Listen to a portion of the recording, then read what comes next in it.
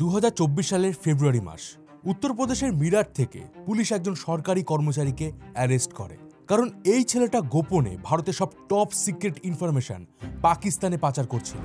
Satyendra Sewal, an Indian, has been caught spying for Pakistan. একটা বা দুটো নয়, 250টারও বেশি ক্লাসিফাইড ইনফরমেশন সে পাকিস্তানের হাতে তুলে দিয়েছিল। 27 বছরের সত্যেন্দ্র সিভাল, যে খুবই অল্প বয়সে চাকরি পেয়েছিল ভারতের ফরেন মিনিস্ট্রিতে, কিন্তু এক সুন্দরী মেয়ের প্রেমে পড়ে সে নিজের দেশের সাথেই বিশ্বাসঘাতকতা করেছিল। তবে শুধুমাত্র সত্যেন্দ্র সিভাল নয়, 2019 সালে ব্রহ্মোস মিসাইলের সিনিয়র ইঞ্জিনিয়ার নিশান্ত আগরওয়াল, 2020 সালে 11 জন নেভি অফিসার, এমনকি 2018 সালে ইন্ডিয়ান এয়ারফোর্সের অফিসার, এরা সবাই হানি ট্র্যাপের ফাঁদে পড়ে। আর এই প্রত্যেকটা ক্ষেত্রেই একটা সেম প্যাটার্ন ইউজ করা হয়েছিল, হানি ট্র্যাপ, যার মাধ্যমে সুন্দরী মেয়েরা রূপের জাদুতে একের পর এক ভারতীয় আর্মি অফিসার, নেভি অফিসিয়াল, এমনকি টপ লেভেলের ফরেন মিনিস্ট্রি অফিসারদেরকেও ফাঁসিয়ে যাচ্ছে। এই মুহূর্তে বর্ডারে অ্যাটাকের থেকেও ভয়ানক রূপ নিয়েছে এই হানি ট্র্যাপ, যার জেরে একের পর এক টপ সিক্রেট ইনফরমেশন পাস হচ্ছে পাকিস্তানে। কিন্তু প্রশ্ন হলো, যে জওয়ান, যে অফিসাররা ভারতকে সুরক্ষিত রাখার শপথ নিয়েছিল, তারা ঠিক কিভাবে পাকিস্তানের এই ফাঁদে পা দিচ্ছে? আর জানলে অবাক হবেন, এই হানি ট্র্যাপের একদম শুরুটা হয়েছিল কিন্তু আমাদের এই প্রাচীন ভারতেই, যখন সুন্দরী নারীদের ব্যবহার করে রাজারা গুপ্ত হত্যা করত। প্রশ্ন হলো, কি সেই ইতিহাস? তো বন্ধুরা, আমি রয়েছি মিঠুন আপনাদের সাথে। আজ আপনাদের বলবো একটা রিসেন্ট হানি ট্র্যাপের ব্যাপারে, সাথে এটাও বলবো যে এই হানি ট্র্যাপগুলো ঠিক কিভাবে কাজ করে। সত্যেন্দ্র সিভাল উত্তরপ্রদেশের হাপুর জেলায় জন্ম। পড়াশোনা ছোটবেলা থেকে খুব ভালো ছিল। কলেজ শেষ করে সত্যেন্দ্র SSC CGL এর এক্সাম দেয় এবং মিনিস্ট্রি অফ এক্সটার্নাল অ্যাফেয়ার্সে জব পায়। খুব অল্প বয়সে সত্যেন্দ্র চাকরি পেয়েছিল, ফলে তার পরিবারও ভীষণই খুশি ছিল।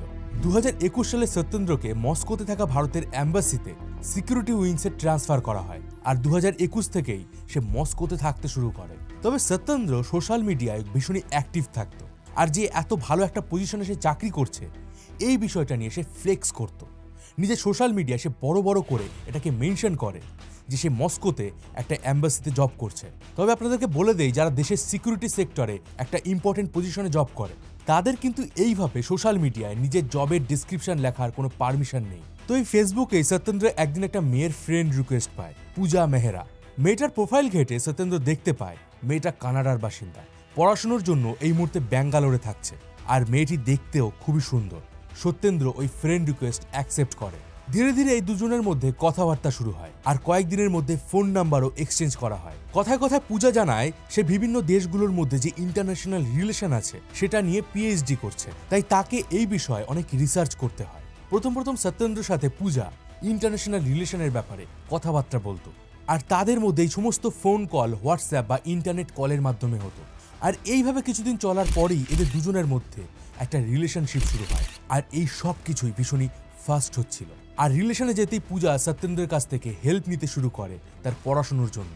সে নানাভাবে সত্যেন্দ্র যে কাজ করে, যে পজিশনে সে আছে, সেটা নিয়ে প্রশংসা করতে থাকে। সে সত্যেন্দ্রকে নানাভাবে এটা বোঝানোর চেষ্টা করে যে সে বড় পোস্টে চাকরি করে, সে নিশ্চয়ই অনেক সিক্রেট জানে। এদিকে সত্যেন্দ্র নিজের ইগোকে আরো বড় করার জন্য নিজেকে আরো বাড়িয়ে চাড়িয়ে দেখাতে থাকে। সে এই সময় এমন কিছু ইনফরমেশন পূজাকে বলতে থাকে যেটা কোনো সাধারণ মানুষের পক্ষে জানা উচিত নয়। এই সময় পূজা সত্যেন্দ্রের কাছে নিজের কলেজের একটা প্রজেক্টের ব্যাপারে হেল্প চায়, আর এইভাবে সে অল্প অল্প করে সেন্সিটিভ ইনফরমেশন সত্যেন্দ্রের থেকে নিতে শুরু করে। এরই মধ্যে পূজা একদিন তাকে জানায় যে তুমি আমাকে যে ইনফরমেশন দিয়েছো, সেদিন আমি কথায় কথায় সেই ইনফরমেশন আমার এক আঙ্কেলকে বলে দিয়েছি, আর সে ওই অল্প ইনফরমেশনের জন্য আমাকে অনেক টাকা দিয়েছে। পরে আমার বাবার কাছে জানতে পারি ওই আঙ্কেল পাকিস্তানে থাকে, আর এটা শুনে সত্যেন্দ্র ঘাবড়ে যায়। এই সময় পূজা বলে, আচ্ছা তুমি তো ইন্ডিয়ান অ্যাম্বাসিতে চাকরি করো, তোমার কাছে তো প্রচুর ইনফরমেশন আছে, আর এতে তুমি অনেক টাকা ইনকাম করতে পারবে। আর এই প্রস্তাবে সত্যেন্দ্র রাজি হয়ে যায়। এরপর শুরু হয় পূজার সাথে ইনফরমেশন শেয়ারিং। সত্যেন্দ্রর দুটো ব্যাংক অ্যাকাউন্ট ছিল, একটা ভারতে এবং আর একটা মস্কোতে। সে প্রত্যেকবার যখন পূজাকে কিছু ইনফরমেশন শেয়ার করত, তার অ্যাকাউন্টে টাকা ঢুকতো। শুরুর দিকে একটু কম সেন্সিটিভ ইনফরমেশন শেয়ার হতো, কিন্তু ধীরে ধীরে ক্লাসিফাইড ইনফরমেশন শেয়ারিং শুরু হয়। এমনকি সত্যেন্দ্র ভারতের মিলিটারি সিক্রেটসও শেয়ার করতে শুরু করে।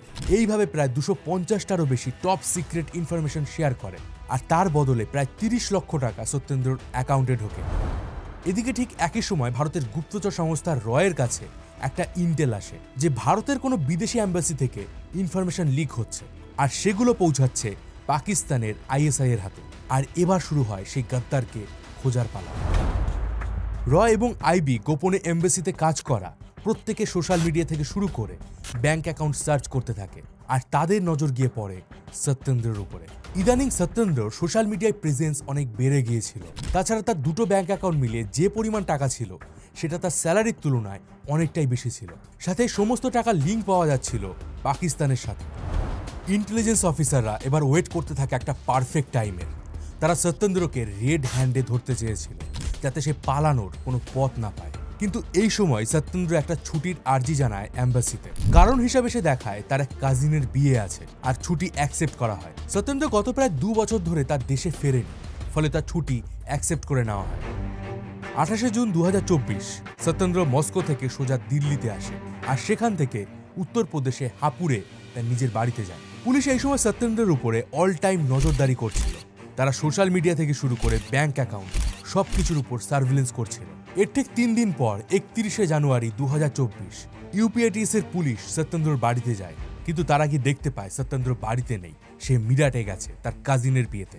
আর মিরাটেই পুলিশ এবার সত্যেন্দ্রকে এটিএস এর অফিসে ডেকে পাঠায়। শুরু হয় জেরা শুরু থেকে সত্যেন্দ্র নানাভাবে এটা ওটা বুঝিয়ে পুলিশের সামনে নিজেকে নির্দোষ প্রমাণ করতে চায়, কিন্তু যখন তাকে চেপে ধরা হয় তখন সে সব কথা স্বীকার করে নেয়। তবে সে এখন এটা ভাবছিল যে পূজা মেহরা নামে কোনো মেয়ে সত্যিই হয়তো আছে, কিন্তু এটিএস জানায় পূজা মেহরা নামে আদতে কেউ এক্সিস্টই করে না।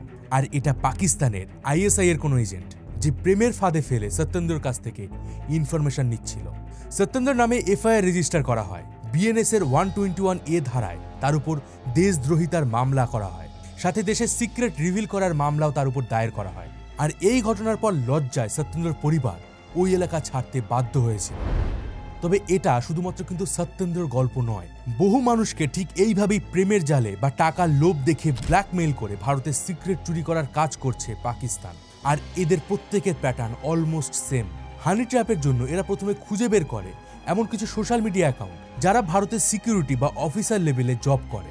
সে আর্মি অফিসার হতে পারে বা কোনো অ্যাম্বাসির কর্মচারী বা কোনো বিজ্ঞানী। এরপর শুরু হয় ওই ব্যক্তিদের পোস্টে ভালো ভালো কমেন্ট এবং রিয়াক্ট করা। যেমন একজন আর্মি অফিসারের ছবিতে গিয়ে তারা কমেন্ট করবে জয় হিন্দ বা থ্যাংক ইউ ফর প্রোটেক্টিং আস, এবং এই ধরনের আরো বেশ কিছু কমেন্ট যা আপনাকে প্রাউড ফিল করাবে। এরপর সেখান থেকে ফ্রেন্ড রিকোয়েস্ট এবং কথাবার্তা শুরু হবে। আর ধীরে ধীরে প্রেমের ফাঁদে ফেলে টাকার লোভে অথবা ব্ল্যাকমেইল করে আপনার থেকে সিক্রেট ইনফরমেশন চুরি করে নেবে এই পাকিস্তানি এজেন্টরা। আজ থেকে 2000 বছর আগে মৌর্য যুগে আচার্য চাণক্য এই ধরনের হানি ট্র্যাপ থেকে বাঁচানোর জন্য চন্দ্রগুপ্ত মৌর্যের খাবারে অল্প অল্প করে বিষ মিশিয়ে দিতেন, যাতে তার শরীরে বিষের অনাক্রমতা তৈরি হয়। এ সময় বিভিন্ন রাজারা সুন্দরী নারীদের গুপ্তচর বানাত, যাতে তারা শত্রুদের গোপন তথ্য চুরি করতে পারে এবং প্রয়োজনে মেরেও ফেলতে পারে। দ্বিতীয় বিশ্বযুদ্ধের সময় সালান কিটি নামে একটা পতিতালয়ের মাধ্যমে জার্মান সেনারা শত্রুদের গোপন তথ্য চুরি করত।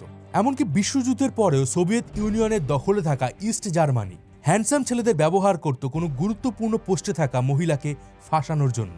এমনকি সোভিয়েত ইউনিয়ন কাজানে রীতিমতো এই হানি ট্র্যাপ শেখানোর জন্য একটা স্কুল তৈরি করেছে। বর্তমান সময়েও এই সুন্দরী নারীদের লালসায় বহু মানুষ দেশের সাথে বিশ্বাসঘাতকতা করতে পিছপা হয় না। আর ইন্টারনেটের যুগে এই হানি ট্র্যাপ অনেক বেশি সহজ হয়ে গেছে।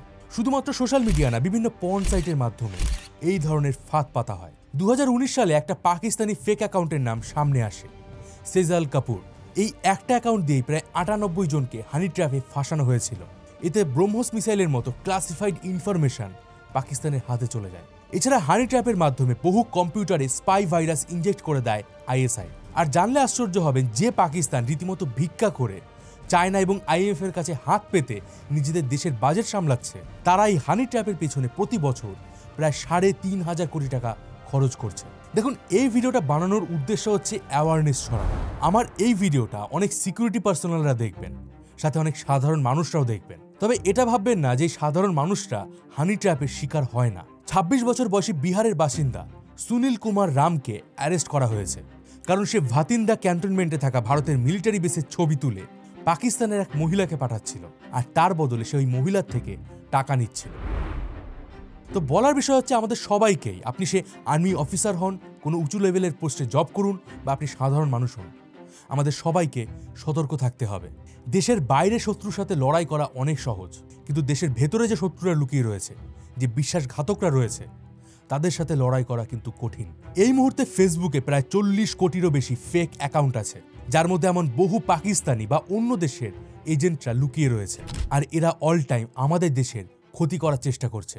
আপনি যদি এই মুহূর্তে কোনো গুরুত্বপূর্ণ পোস্টে চাকরি করে থাকেন, তাহলে সেটা নিয়ে ফ্লেক্স করা বন্ধ করুন। সোশ্যাল মিডিয়ায় সেই জবের ডেসক্রিপশন দেওয়া বন্ধ করুন। অজানা কারোর ফ্রেন্ড রিকোয়েস্ট অ্যাকসেপ্ট করবেন না। আর যারা ডিফেন্সে জব করছেন, তাদের কাছে রিকোয়েস্ট করব, আপনার পরিবারের কাছেও, আই রিপিট, আপনার পরিবারের কাছেও কোনো ধরনের জবের ইনফরমেশন লিক করবেন না। সব সময় সতর্ক থাকুন, কারণ আগে দেশ, তারপর সবকিছু। বালুচিস্তান কেন পাকিস্তান থেকে আলাদা হতে চায়, এই বিষয়ে ডিটেলসে জানার জন্য আমার এই ভিডিওটা দেখুন। কেমন লাগলো আজকে ভিডিও কমেন্ট করে অবশ্যই জানান। দেখা হবে পরের ভিডিওতে। ততদিন ভালো থাকবেন, সুস্থ থাকবেন, আর আমি ছিলাম মিঠুন আপনাদের সাথে।